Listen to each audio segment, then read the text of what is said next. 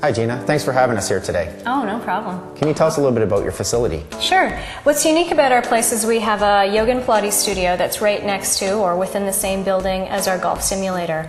So a lot of our people that come in are golfers, and they're looking for not only technique with their swing, but also some fitness or conditioning to improve that or relieve some pain so that they can enjoy their game more. What's really interesting about Pilates and yoga is that the fundamentals are the same as golf. So we look at balance, flexibility, core strength, and proper alignment. Rich has identified a few things that we need to work on. We're going to look at your posture and alignment. We're going to look at balance and a little bit of flexibility in the hips. Okay. Sound good? Sounds great. Okay.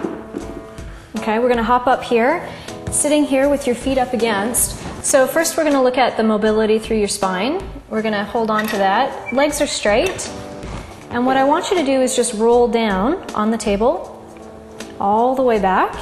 Keep your arms straight. Okay, let your head go. Now, take a deep breath in. And on the exhale, you're going to let your chin tuck in, pull your belly in, and come back up. Yeah, great. Good. So let's try that again. This time on the way down, I want you to try and come down one bone at a time. So we're really trying to make that lower back connect to the table prior to the rest of your spine. Okay. Okay. Good. Good, much better. So you can see how you're starting to stretch out through that lower back. So from a golf stance perspective, when your lower back is tight, it's going to change the whole alignment of your stance, and then that'll affect the whole swing. So by loosening up the lower part of the back, you can really get into a much more comfortable position where you're stacked much more straight. Okay. Okay. Let's change this up a little bit. So that's much more of a mobility exercise where we're making it more of a stretch or loosening up the spine. Now we're going to work a little bit more on core strength. So I'm going to have you put your heels on top of that bar. At the same time, you're going to hang on to that bar. We might have to stretch out those hamstrings later on too. So all the way down.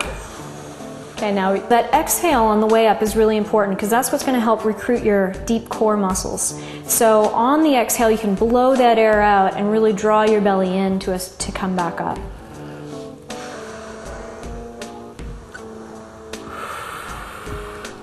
So you're holding your breath there. Breathe out. Okay, let's come back down. I'm going to loosen this up a bit. I think we got to work on those hamstrings a little bit too. Let's try that again. All right. So on the way up, blow it through your mouth so that you're really making that connection. Yeah, good. That's it, all the way up. All the way up. Nice. Well done. Well done. Now, let's do it with a little bit more ease and grace. I'll give it a go. So, deep breath in. On the exhale, releasing down, soft shoulders. Good, well done. Inhale, scooping through your spine. Send your lower back to the table.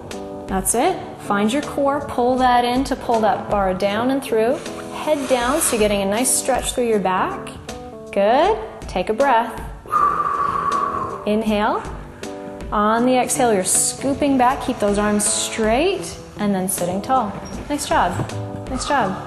Not as easy as it looks, guys. Yeah. Okay, so now we're going to look at core strength and how it relates to taking that power from the core right into the extremities. So we've got a golf club handle here attached to the springs, and what we're going to do is hang on to that. We're going to get you in your golf stance, so you're going to bend your knees, lengthen out your spine a little bit, and then we're going to pull, but not from the arms. We're going to take that power from the hips, torso, and from the upper back and shoulders, and then bring that spring back. That's it. Let's do that again. And this time, I want you to see if you can really rotate as the pull. There you go. Feel that a little differently? I do. Yeah, good. So now you're really driving that pull from the torso rather than from the arms. Nice. This will help develop a little more strength in my swing? Yeah, there's a couple things that we're getting out of this. One is that we're recruiting core first. And so sometimes when people are first learning golf or first picking it up, they use their arms a lot. There's more of that chopping or hacking kind of movement, and there's not as much rotation coming from the spine. They're also not recruiting these muscles as effectively as they should or can. Okay. And this is where most of the muscle in your body is. So if we can really get the hips and the abdominals involved, you're going to feel that rotation. You're also going to derive the power from it, and then following through into that club and then eventually the ball. Promotional consideration provided by Dynamic Conditioning Center in downtown Toronto. Golf is a very interesting sport because of the demands placed upon the athlete. They're usually in a hunched over position, and they have to swing a club at various speeds. Some of the soft tissue types of injuries that can occur during this sport are shoulder types of injuries like an impingement. They can also get a tendonitis to the elbow or the wrist. They can also suffer sometimes from back pain. This back pain can be related to your typical strain, sprain type of injury. It can also be from a disc or nerve, and sometimes it can even be an arthritic condition. Some prevention tips to help reduce your risk of injury are to do a proper conditioning program in the off season. Make sure you do lots of stretching to loosen yourself up, and make sure you always warm up before you play your game of golf.